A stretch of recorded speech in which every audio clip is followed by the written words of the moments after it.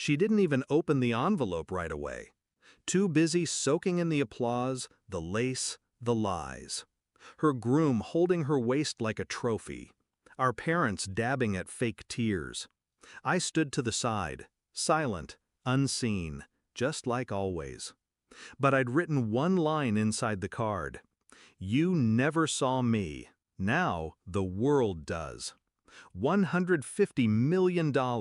My company, my rules. And I signed it with the last name they told me I'd never make proud. My sister, Ava, used to tug me around by the wrist at family parties. This is my little brother, she'd say. He's shy but smart. That ended when I got older. When my voice deepened, but I didn't shine like her. She was the dancer, the pageant girl, the one Mom called our legacy.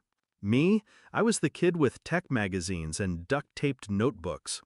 When I told them I wanted to build apps, Dad laughed. Apps, he said, be useful, be realistic. I was 17 when I first heard Mom say it, in a whisper to Ava. Don't worry, he's harmless. He'll always just be background. That word stuck. When I brought home a prototype my freshman year, an early version of the analytics engine that would later change my life, Dad barely looked up from his paper. Ava rolled her eyes and asked if it could get her more followers. They called me the basement CEO. I stopped trying to impress them, and I started building in silence. I dropped out my second year, didn't tell anyone. I lived on instant noodles, worked 20 hours a day, and pitched to anyone who'd listen. Most laughed, a few didn't. The fifth investor said yes. I didn't spend a cent on celebration. I just worked. 3 years later, I had 27 employees and contracts with companies 10 times our size. I still never told my family. Why would I? They didn't ask. At one point, Mom sent me a text. Your sister's wedding is next month. Please don't embarrass her. I replied with a simple, wouldn't dream of it. The wedding was obscene. Limo entrance, swan ice sculpture, 3 dress changes. Dad walked Ava down the aisle like she was royalty. I sat in the back row. During dinner, Mom came over. Just be supportive tonight, okay? She's starting a life. You could learn from her. I nodded, smiled, sipped my water. They still thought I worked IT support, still thought I was figuring it out.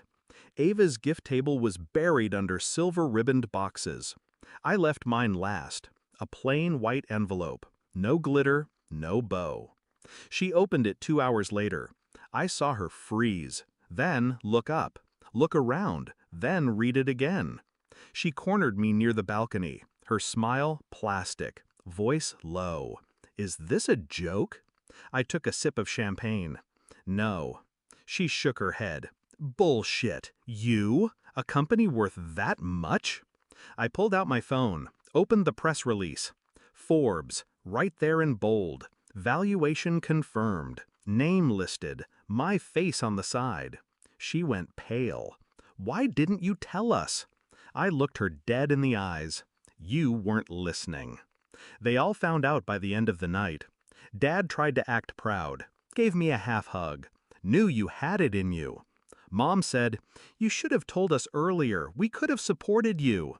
I just nodded. Didn't say what I wanted to, didn't remind them of the years they mocked me, ignored me, labeled me a disappointment. They weren't getting access to this version of me. This version didn't need them. 2 weeks later, Ava called, crying.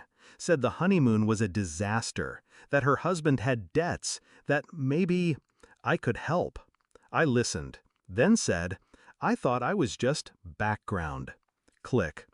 I didn't do any of this for revenge. That's the funny part. I built it to survive, to prove to myself that I was worth something. But when the moment came to flip the script, I didn't hesitate. I didn't yell. I didn't gloat. I just gave her a card. Now, I get emails from my parents, polite ones, tentative. Let us know if you're free to talk sometime. I'm always busy. They watch me on interviews, quote me to their friends, but I don't visit, don't call. Some bridges don't burn, they vanish. The day of the wedding, they saw me, but only for a moment.